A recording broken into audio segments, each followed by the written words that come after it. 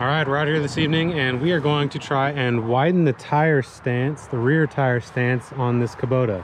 So the tires actually have 3 different positions they can be in. Right now it's in the most narrow position, but you can flip the tires around essentially and use these different holes to get a wider stance, to get a little bit more stability and to get some more clearance in between the tires. So we've got a tree saw that doesn't quite fit here in between the tires, so we're going to move them to the furthest position on the outside, gain about 7 inches in the middle, and make sure that nothing rubs on the tires when we're using the tree saw. So never done this before, but shouldn't be too hard. We'll see how it goes.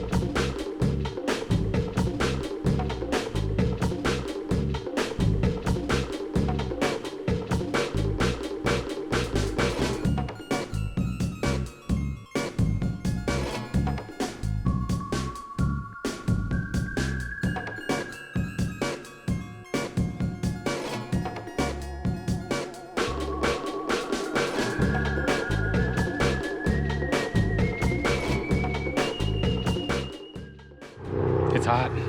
It's like 100 degrees, but we got the tires off and it's no big deal whatsoever. Got like a 30-some inch breaker bar maybe. That was pretty nice. But yeah, nothing to it. 4 bolts and they're off. All right, let's put them back on. Other side. You take the tire from the left side and you put it on the right side to gain the full extra width, so that you can use the offset on the inside of the rim there, and that's how it works. So pretty easy. Put it back together now.